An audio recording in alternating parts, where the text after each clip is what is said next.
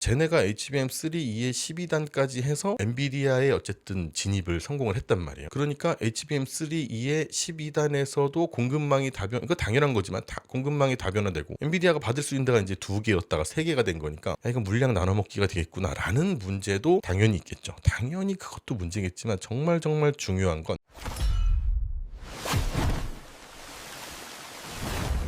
안녕하세요, 머니클럽입니다. 오늘은 어떤 주제로 할까 생각을 하다가 삼성전자가 최근에 굉장히 많이 올랐죠. 그래서 저 얘기를 오늘 해야겠다 싶었는데 또 최근에 저희가 방송에서 얘기를 드렸었던 D&D 파마텍이라고 하는 회사가 상한가를 또 갑자기 가버렸어요. 그래서 저 얘기를 할까 했는데 아무래도 지난번에 계속 쭉 이 D&D 파마텍 이야기를 해주셨던 우리 주머니 투자자문 김성원 이사님을 다시 모시고 말씀을 드리는 게 좀 더 자세하게도 말씀드릴 수 있고 더 신뢰성이 있다 싶어가지고 저는 오늘 삼성전자 이야기를 하려고 합니다. 벌써 8만원이 훌쩍 넘어서 오늘 얼마야? 83,400원 지금 보이고 있는데 요즘 들어 10만원이나 뭐 10만원보다 더 높는 그런 목표가를 제시하는 증권사들이 늘어나고 있어서 요거를 이제 살펴보고 그 이유도 같이 보도록 하겠습니다. 중간에 이제 제가 그 HBF에 대해서 먼저 한번 이야기를 좀 드릴 건데 HBM은 다들 아시죠? 근데 이건 이제 HBM은 하이 밴드위스 고대역폭 M 메모리이고 HBF는 이제 고대역폭의 F가 이제 플래시예요.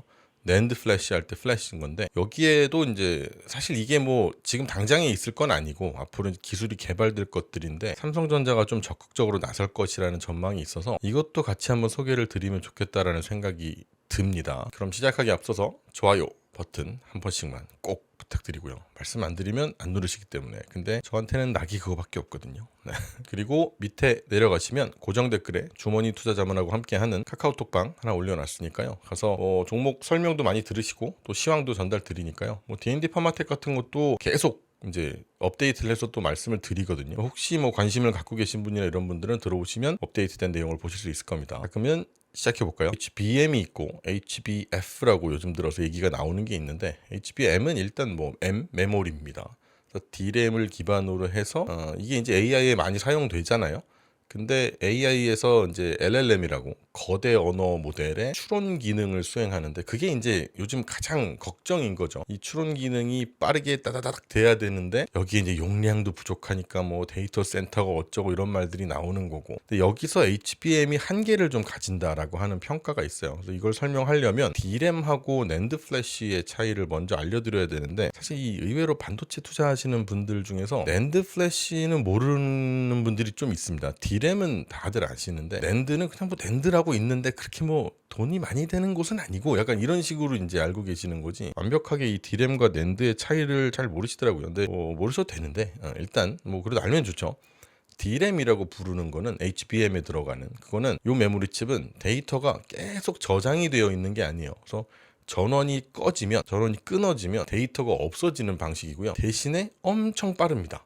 그래서 요 엄청 빠른 걸 이용하는 게 D램이고 요걸 쌓아서 만든 게 HBM이고요. 낸드라고 부르는 건 낸드 플래시인 건데 요거는 전원이 꺼져도 데이터가 저장이 쭉 됩니다. SSD 이런 거 있죠. 그런 게 이제 낸드거든요. 대신에 이제 그럼 당연히 낸드를 써야 되는 거 아니야 싶은데 대신 D램보다는 그 읽는 속도나 쓰는 속도가 훨씬 느립니다. 우리가 USB로 된 뭐 요만한 메모리 같은 거 있죠. 아니면 뭐 살짝 넓적하게 생긴 SSD 카드 이런 것들 많이 쓰잖아요. 그게 다 낸드 플래시입니다.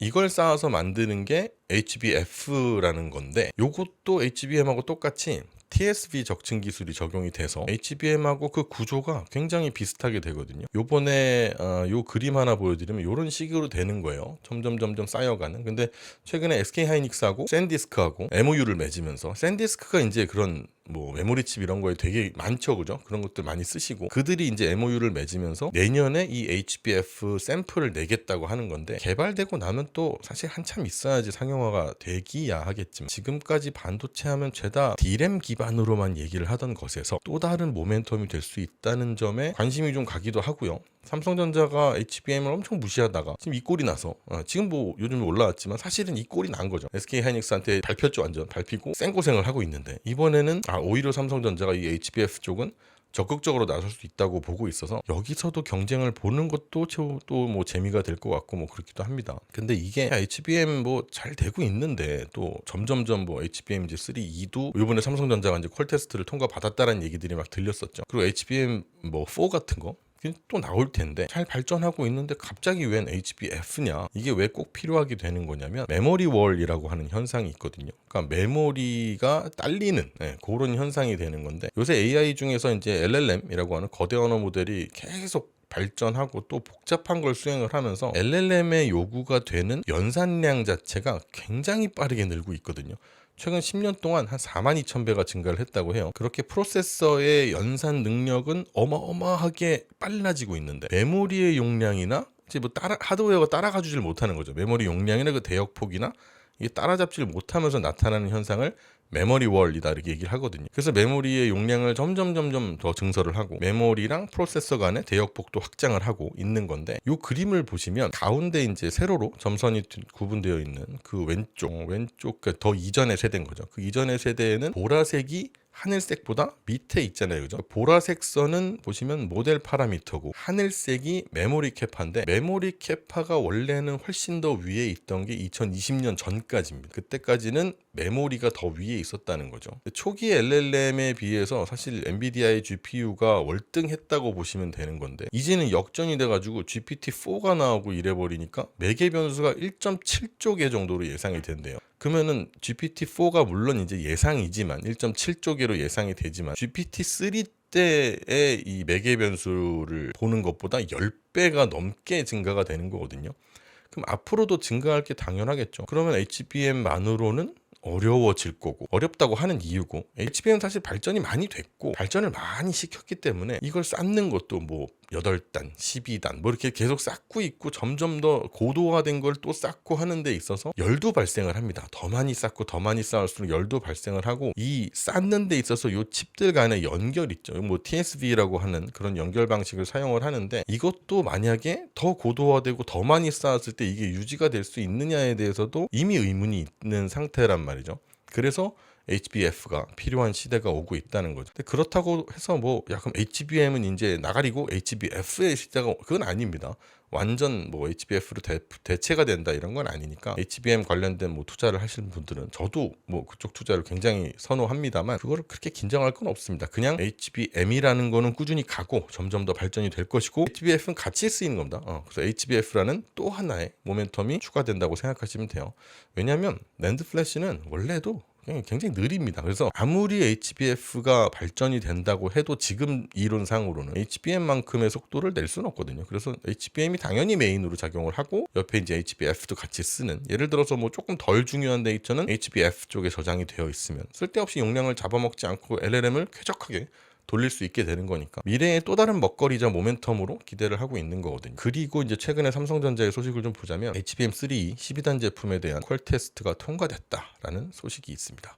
엔비디아로부터. 그래서 구매 주문까지도 받았다라고 해요. 그래서 1A D램을 재설계해서 성능을 개선했다고 알려지고 있습니다. 물론 이게 하이닉스 받았지, 마이크론 받았지, 그 다음 세 번째로 HBM3E 12단을 통과시킨 거라서 벌써 세 번째입니다. 그죠? 세 번째의 벤더라면 초기에 사실 구매 주문을 받은 물량이 그렇게 많지는 않을 것 같긴 하거든요.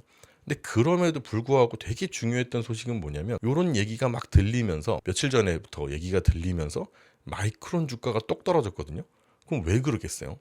이게 쟤네가 HBM3E의 12단까지 해서 엔비디아에 어쨌든 진입을 성공을 했단 말이에요. 그러니까 HBM3E의 12단에서도 공급망이 이거 당연한 거지만 공급망이 다변화되고 엔비디아가 받을 수 있는 데가 이제 2개였다가 3개가 된 거니까 이거 물량 나눠 먹기가 되겠구나라는 문제도 당연히 있겠죠. 당연히 그것도 문제겠지만 정말 중요한 건 그것보다 결국은 HBM4도 삼성전자가 제대로 해내지 않겠냐는 생각이 시장에 깔리기 때문이거든요. 요즘 나오는 얘기 중에 삼성전자가 HBM4에서 어쩌면 선두권을 잡을 수 있는 거 아니냐는 말들도 있어요. 물론 뭐 떠도는 얘기입니다만 있긴 있습니다.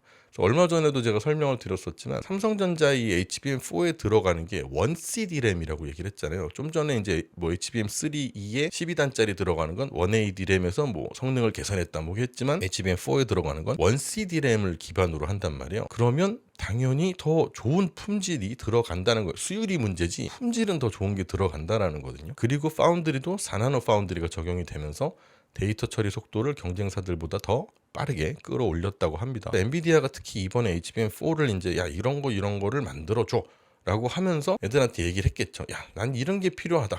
만들어 오는 놈한테 주문을 주겠어. 이렇게 하는데 여기에다가 조건을 걸었던 게 데이터 처리의 속도를 HBM4가 새로 나오는 건 초당 10GBps 이상으로 해달라고 했는데 삼성전자가 구현한 속도가 11GBps라고 하거든요. 그러니까 남들보다 좀 빠른 겁니다. 좋은 거예요. 그래서 한번 만약에 정말로 통과가 된다면 물량 찍는 거는 사실 삼성전자가 세계 최강이니까 여기에 이제 수율 맞춰서 기술력까지 이제 붙은 거죠. 그렇게 되면 만약에 그렇게 된다면 이건 이제 가정입니다. 그렇게 되면 SK 하이닉스도 또 몰라요, 그죠? 삼성전자가 1등을 먹어버릴 수도 있는 노릇이니까 어쩌면 그들도 살짝 뭐 물어보진 않았지만 살짝 비상이지 않을까라는 생각도 좀 들어요.